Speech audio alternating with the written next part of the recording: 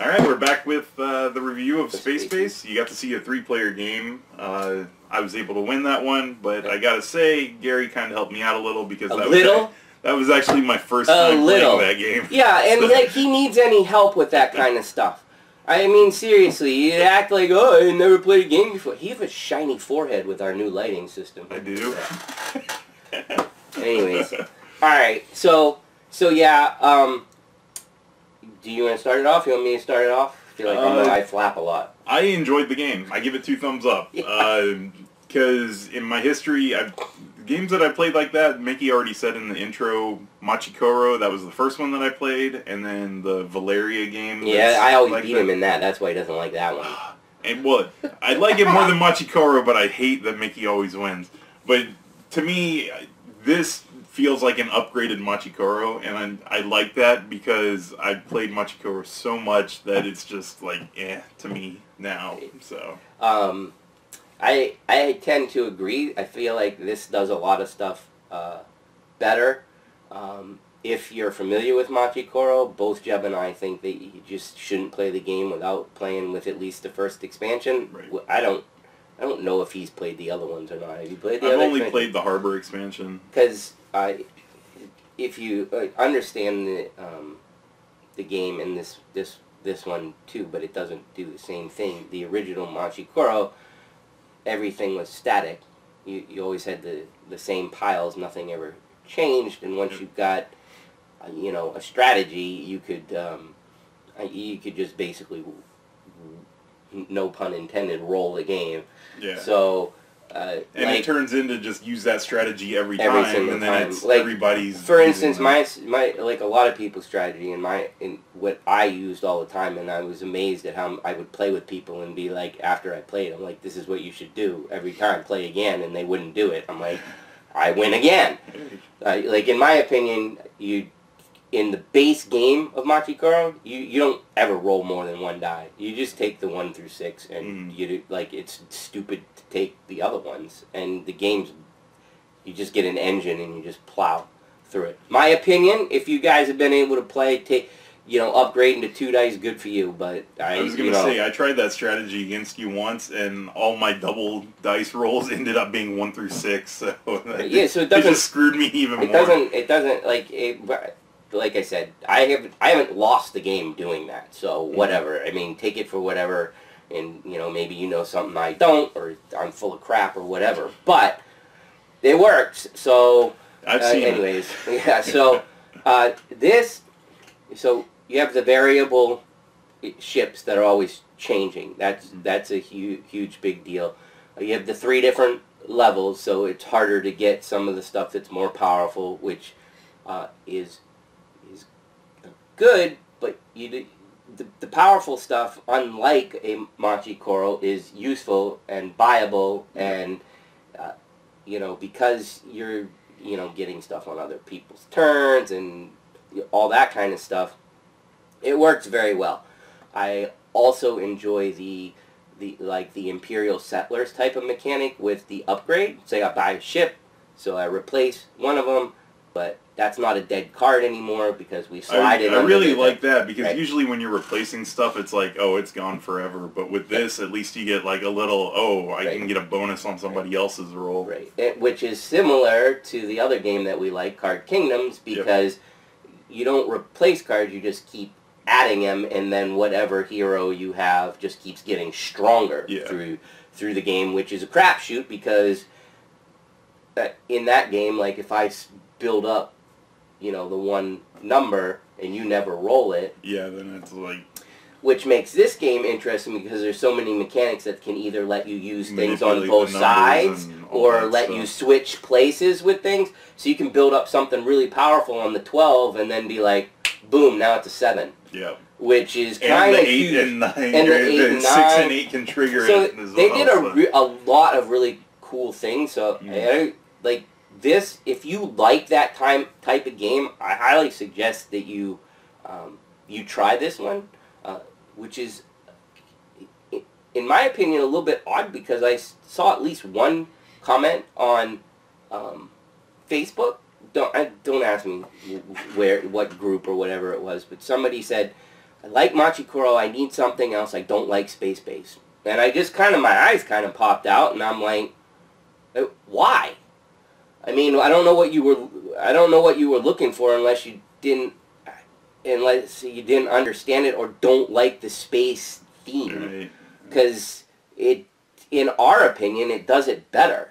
And that's not a cut on Machikoro, because honestly, I feel like it was the game that started. Yeah, that's a great beginning way to get into the whole this genre. type of things. And like I said, I think the expansions make it a little bit better. But now that there's different themes and things that at least we personally like better, you know, with Valeria being like a fantasy type of thing, this being like a science fiction type of thing, and both being slightly different and building upon a concept that was already pretty cool to start with, well, they have better options in our opinion. So, if I didn't say it, obviously it's a 2 thumbs up from me, and I do think that you could have, you don't need both games, but you could have both, and I think they satisfy a different itch a little bit for each one.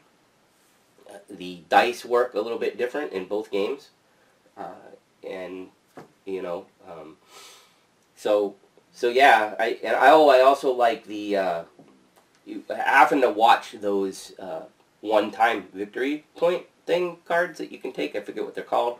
The colonies, I think. Yeah, that basically when you take it, that number's dead.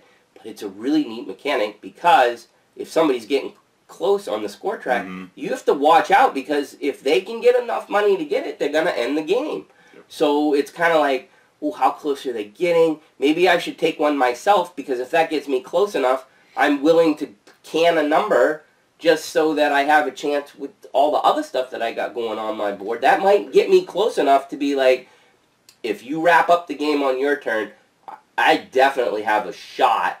I might not get it, but I have a shot when you roll on your turn to pick up some more points. Well, also, if somebody triggers the end condition, the people, whoever get to go after that, they also get a chance, hey, I can buy a colony, and maybe that'll tip me over that person as well. Yeah. So. And the colonies do have a nice, I feel like the cost spread on them is pretty pretty good, because you're not going to, if you don't have a good economy going, you're going to have no chance if you're down by 15 to take the, I don't even know if there is a 15, but you know what I'm saying, a 15-point card at the end of the game, if you're not going to be able to generate however much money that is, which is a lot. Yeah. So, I think they did a good job. So all the way around, I think this is a fantastic, different version of a mechanic that probably many of you have seen, and if you haven't played it, and you didn't watch us play it, if you get a chance, I would say try it, because it might be the one that, like, tips you over in this type of game. Would I run out and buy it right now? Probably not, but if I saw a deal on it, I might. Only, not because it's not good, only because I have other things that are already doing it, and I know that Gary has it, so I would be like... And your wife would yell at you? Yeah, my wife would yell at me. And so that would be about the only reason that I wouldn't put it in the collection. And I also feel like that you could, it's not that hard. You could teach newer gamers to play it. I mean, after a couple rounds, I mean, they might not win the first game, but as soon as they understand the mechanics and the cards. Yeah. I will say that part of this is probably a little more complex than some of the other ones we've mentioned, because the symbols are a little weirder, like storing those cubes and, you know, the either side and how those storage once somebody explains it to you, I think you pick it up a lot quicker than like just reading it straight from the book. I mean, and once you understand those powers, they're pretty neat too, because those, you know, if Jeb wouldn't have had the engine that he had, it pretty much looked like I was going to win, especially when I had all of those ones that let me change the dice values. Yeah, like all three of them ready. I can pretty much get whatever number I want any time I want. So, anyways, yeah. I'm not going to say any more about it. I liked it. If you didn't, you know, hopefully the review gave you what you need to know, because there's not a whole I don't think it requires in-depth like analysis. It's right. like if you understood what we talked about, watched us play for 10 minutes, you should have an idea if you like. But I enjoy that kind of stuff. I also enjoy... Sometimes somebody runs away with it, but in a multiplayer game, there's usually at least two people that are neck and neck. And you don't... I mean, you had an auto win. But if it wouldn't have been an auto win, I think the points would have been close between us. No, I was actually... I think I was pretty low on victory points. I devoted everything for the... Doing that. Yeah. Well, whatever. The first time I played with... Gary taught me the game. It was... I won, but it wasn't a blowout either. Most of the time these aren't, and I think that makes a better game when you can keep them, at least a couple of the people close, tight race. So, anyways, that's all I got. For me, one thing that I think people should try to remember, or at least I got confused, and I think I made the mistake once during the game, was when I bought a card, I confused the numbers, the buying price with the slot that it was supposed to go into, and I put it in the wrong one. Which would be why you won. Yeah, right. Sure. So just kind of keep an eye on that. I don't think that's like super common mistake, but it can happen if you're not paying attention. And then the only other thing that just kind of was different for me was how the money works. Because when you buy a card, you lose all your money down to like your planetary value or whatever, and that just it seemed different to me compared to other things. It was different, and if you watch, that's how they hurt Gary big time. He couldn't get any of the planets.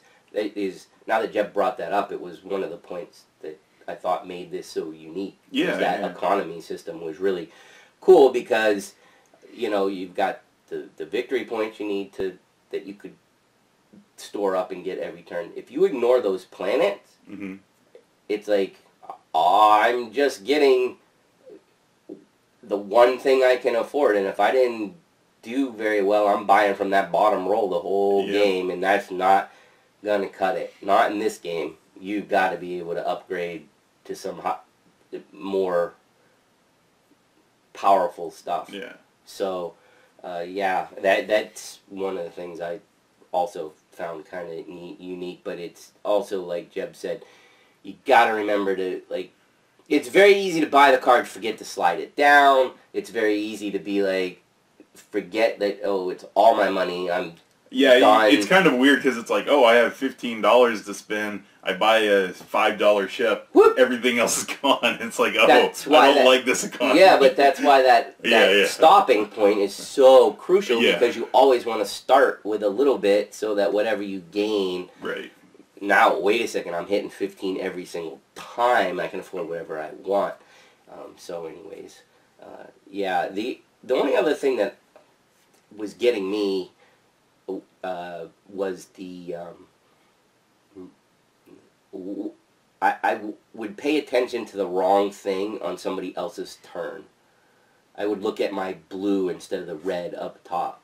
And I had to be corrected a few times. Like, you don't get that. And I'm like, oh yeah, I got it. It's the red. I don't know why. I mean, it could happen to you too. I guess because you're focused on the big part of your card, and like, understanding that I get something on somebody else's turn is pretty simple, and it's like you get it. Oh yeah, you rolled a 7. What do I get for a 7? You look at the main part of the card and you're like, oh, I get this, and then somebody else is like, no, you don't. You get that. If you spend all your time looking at the blue, trying to figure out like what you're trying to go for and stuff, and then somebody rolls something, and then it's like, oh, second hand. I've been looking at this. The blue, right? It's in your head. So that would be another thing that I personally would say. Yeah.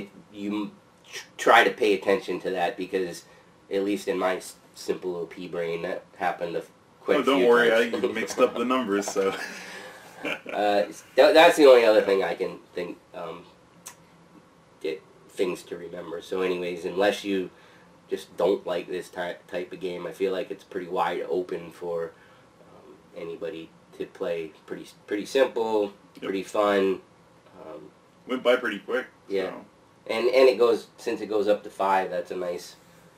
Oh, it is 5 players, isn't it?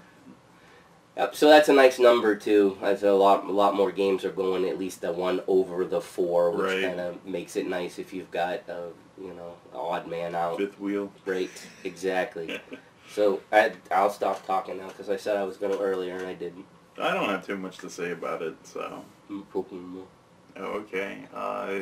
Don't say anything if you think Jeb's awesome. Ooh, I might need to say something about that.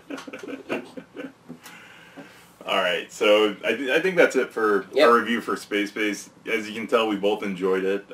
Give it a shot if you get a chance to play it. And until next time, see ya. Boards and booze, booze and boards, with Mickey and Jeb.